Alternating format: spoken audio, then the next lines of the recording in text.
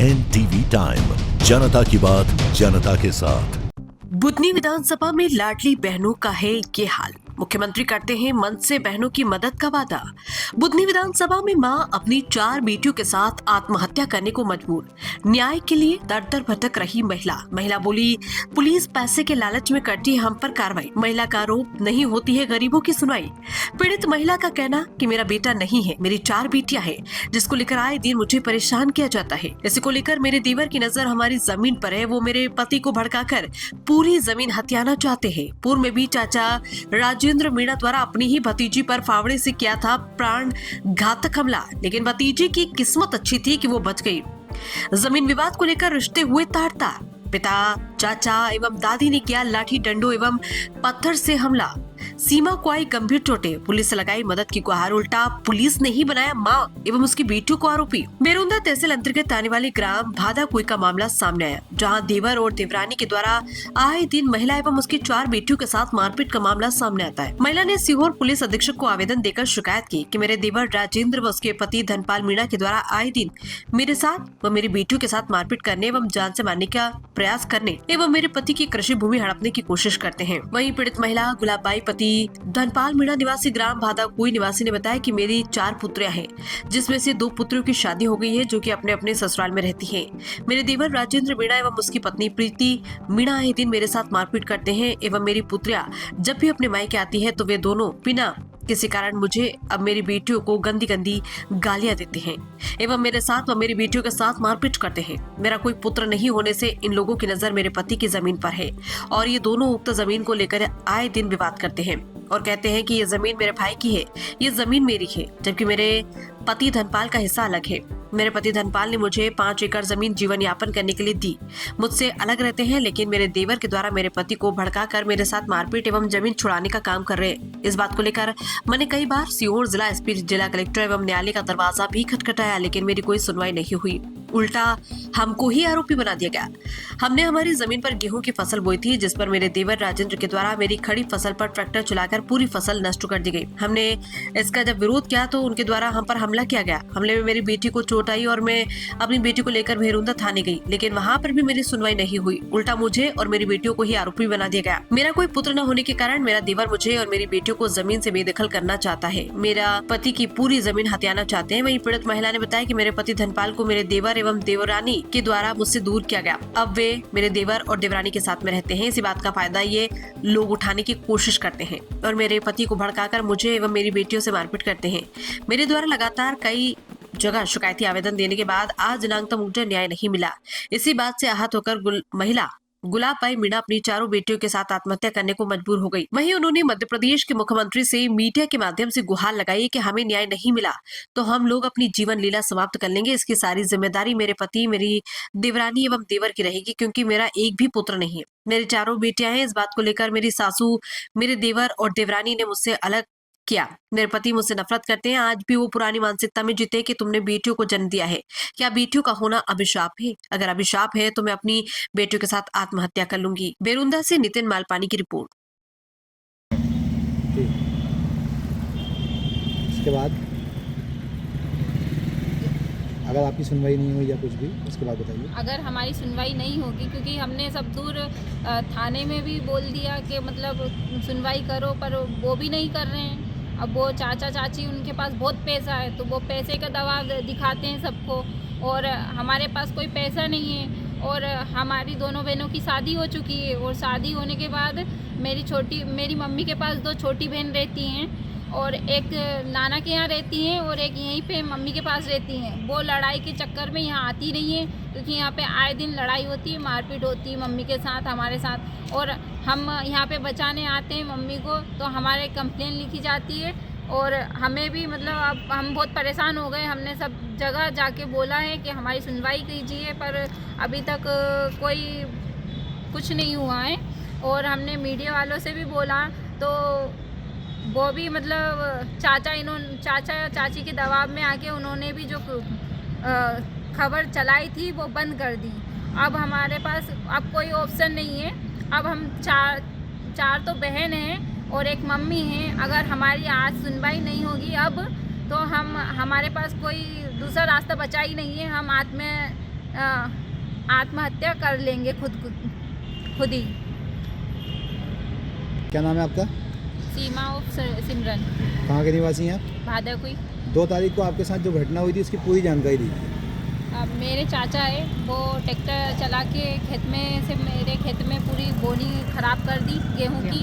क्या नाम और घर आए तो घर पे दीदी को मारा पत्थर से, लात मुक्के सब चलाए। तो मेरी बहन छोटी वाली आई और उन्होंने जो बैग था स्कूल वाला वो रख के और दीदी को बचाया। तो उसका नाम भी लिखवा दिया थाने में। और हम कंप्लेन करने आ रहे थे, हम घर पे नहीं थे, फिर भी हमारा नाम लिखवा दिया।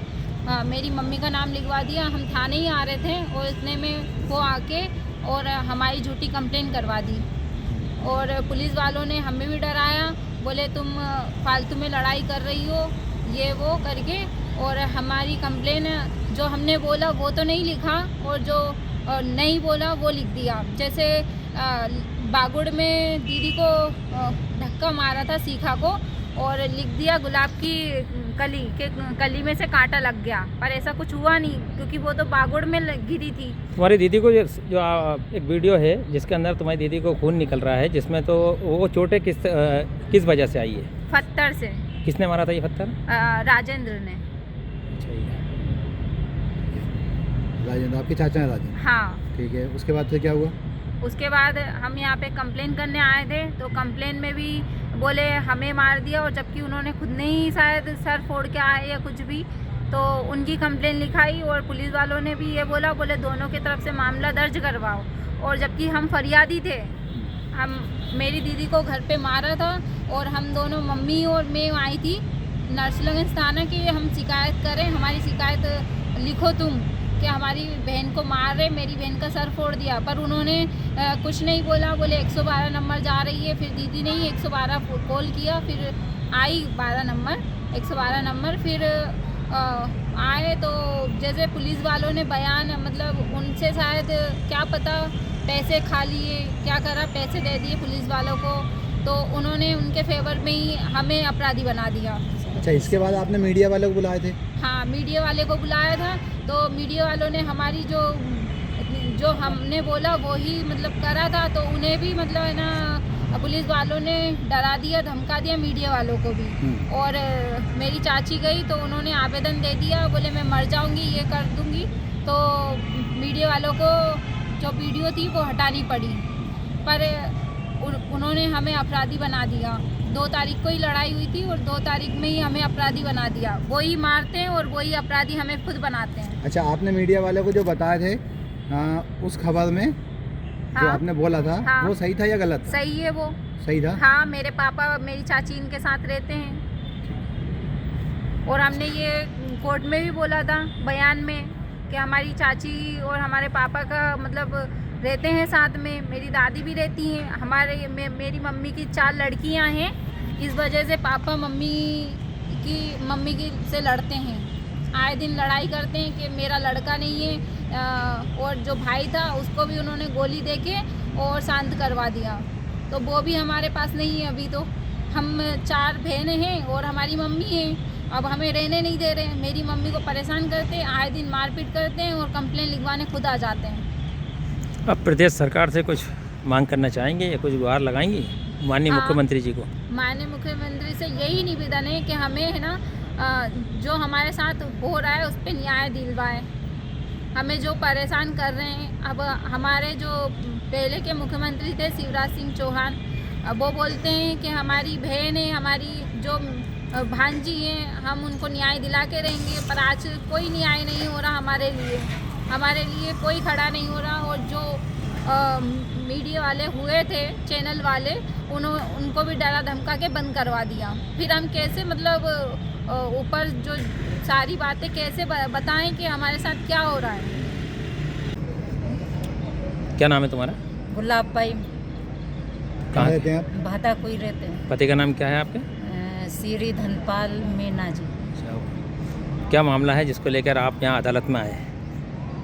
हमारे साथ आए दिन लड़ाई झगड़ा करते रहते हैं। 4 लड़की है, लड़का नहीं है। तो हमारे तो जीने का ही अधिकार नहीं है, लड़की है हमारी।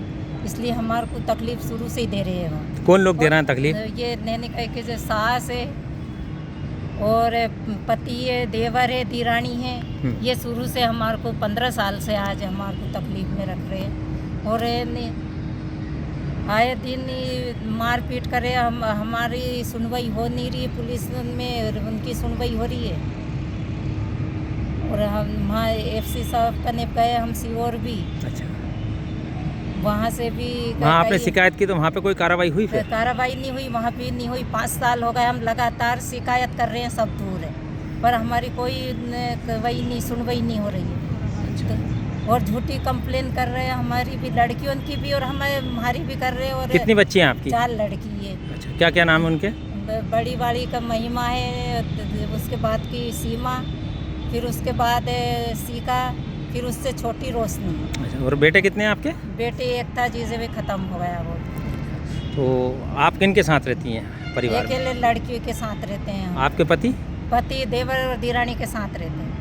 अच्छा, मतलब ये लोग आपके जो देवर हैं उनका क्या नाम है? राजेंद्र मीना। राजेंद्र मीना। अच्छा, वो आपके पति उनके साथ रहे, क्या कारण है? तो क्या कारण है जो आपके पति आपके साथ न रहते, वो आपके देवर के यहाँ पर रह रहे हैं? उनका कारण यही है कि तुम्हारी आए लड़की है, तुम्हारे साथ नहीं रहो, तुम मेरे को पसंद नहीं है, तुम्हारे साथ नहीं रहो, तो उनके साथ रहते और उनके वे इनको भड़काते मेरे पति को, और फिर वे ये मारपीट लड़ाई झगड़ा करे। कौन भड़काते हैं? वे राजेंद्र मीना देवर और दिरानी से बार बार की कि तुम मत रखे पति को, मेरे जब भी वे रख ली है, वे या नहीं कह के जो उनके पास ही रखे। तो क्या ये सारी लड़ाई की वजह क्या है आखिर? किस कारण से अब आपके परिवार के अंदर जो और से मेरे को भगा नहीं चाहता है, वो ऐसी के कि यहाँ रे ही मत है। क्यों? ना खाने पीने की जमीन कहीं भी नहीं दे, गांव वालों ने 5 एकड़ जमीन दी, तो वो भी हमने गेहूँ बोया है, तो वो भी। आपकी टोटल जमीन कितनी है? 15 एकड़। 15 एकड़ जमीन में से कितने हिस्से हैं? 3 हिस्सा है। 3 हिस्से? 3 हिस्सा है 15 एकड़ में। अच्छा, तो गांव वालों ने बोला कि एक हिस्सा दे तो ये लड़कियों को पढ़ाएगी लिखाएगी। 2 बच्चियों की शादी नहीं हुई, 2 बच्चियों की नाना जी ने शादी कर दी, इनने 5 रुपया भी नहीं दिया। और फिर ऐसे उनसे भी मतलब उन पर दबाव डालिया कि इन्हों को भेज दी, मतलब शादी नहीं करी, नाना जी ने भेज दी, जबकि उनने शादी करी, जब भी उन पे भी दबाव ऐसा डाल रिया, उनको भी परेशान कर रिया, वे भी बहुत परेशान है। अभी कुछ दिन पहले भी विवाद हुआ था, आप लोगों का झगड़ा हुआ था? 2 तारीख के रोज फिर विवाद हुआ, तो हमारी बड़ी लड़की का सिर फोड़ दिया, सास ने सिर फोड़ा था, पत्थर से सिर फोड़ दिया। हम तो वहाँ था ही नहीं, चाचा ने, चाची और सास भी थी और पति भी था, चारों ने बड़ी लड़की को अकेली को घर ने अकेली थी, तो उनको मार। किस बात को लेकर मारा उन्होंने? वैसे ही वहाँ खेत में ट्रैक्टर ले जात रिया, हमारे को तो पता ही नहीं है, हमारी चोरी से। और सारा गेहूँ हमने अभी 60,000 रुपये लगाया हूँ, मैं बोवनी करी, तो वो मक जागा गई, तो उन्हें देखिए ही मक जागा ट्रैक्टर हेड निकाल रिया पापा, तो वो घर ने कुछ कहने लगी, उनने सोची कि ये कुछ कहेगी, लड़ाई करेगी, तो उनको नहीं बोलने से पहले ही फाटक करने उसको पत्थर से मारने लग गया चारों। और सीखा को बागुड़ में, और छोटी और भी वो बचाव के लिए आई, बचाव करने के लिए कि मैं दीदी को मार लिया, ये चारों तो मार डालेगा। तो वो बचाने आई। जो डोकरी माँ थी हमारी सास केसर बाई, जो वो कह रही है कि इसको तो जान से मान नाको तुम, तो छोड़ो मत है। तो वो घबरा गई, एक सीका नाम की लड़की थी, वो स्कूल से आई, 4 बजे की बात थी, तो वो ही जो फेंकिया दस्तर पट्टी और उसको बचाने लगी, तो उसका भी हम रिपोर्ट कर दी, तो अब उसका भी जीवन खराब कर दिया, मतलब वो पढ़ रही है जी का भी। रिपोर्ट कौन ने करी? उन्होंने कर दी, जो चाचा चाची और या दादी ने। अच्छा, उसका खिलाफ भी चारों ने उसका खिलाफ। जिस गुड़िया के खिलाफ FIR दर्ज करवाई, उसकी उम्र कितनी होगी लगभग? 13 साल की। 13 साल की। 13 साल की। अब उसको ऐसा नहीं पता, वो तो ऐसी कह रही थी मम्मी मैं जीजी को ये सब मार दिया था चारों, तो मैं बचाने लग गई, मेरे को कहीं पता कि ये मेरी जिंदगी सब भविष्य खराब कर देगा। इस मामले में आपने भी थाने आके शिकायत दर्ज कराई थी? थाना में, पर हमारी सुनवाई नहीं हुई, हमारी में कम में वो लगाई और हमारे को चिल्लावे, हमारे को भराने नहीं दिया उन्होंने भी। और जहाँ बागुड़ का लिखना था वहाँ पे गुलाब की डंडी बता दी, और जहाँ पे पत्थर का लिखना था वो लकड़ी बता दी, और वहाँ डरा के और साइन करवा लिए मेरी दीदी के। अच्छा, पुलिस वालों ने क्या बोलते हुए साइन करवाए? और बोलते हैं कि अगर ज़्यादा ही अगर थाना आओगे तो हम तुम्हें जिला बदल करवा देंगे। ऐसे हमारे को धमकी दे रहे हैं वो भी। कौन दे रहा है धमकी? ये पुलिस वाला भी कह रहा कि तुम अपराधी हो गई हो उसके इनके खिलाफ, और जबकि हमारे खिलाफ वे है तो भी मतलब हम हमारे तो से फरियाद लेके गए, मतलब आप लोग फरियादी हो, हाँ। लेकिन फरियादी को ही आरोपी बना रही है पुलिस। बना दिया उन्होंने पुलिस थाना वालों कौन सा थाना है ये आपका? नरसुल्लागंज भेरुंदा। भेरुंदा थाना का मामला है, सीहोर जिले का। सीओ जिले के। इसमें भी हमारी कोई सुनवाई नहीं आ रही हो रही है। हम अब जाते हैं तो कि ये भाई आ गई यहाँ पे बस, और वे भी आ जाए और फिर उनकी ज़्यादा सुनवाई होवे, हमारी नहीं हो। अब आप मदद के लिए किसी से उम्मीद करती हैं, तो क्या मुख्यमंत्री जी जो वर्तमान में हैं उनसे क्या उम्मीद करती हैं? हम उनसे करते हैं उम्मीद के हमारी चारों लड़की है तो कि हम आत्महत्या ही कर ला, जी माँ के निजे में यहाँ रे माँ के निरे माँ, किस तरह से कौन के सहारे से रे माँ। अब उनसे उम्मीद है हम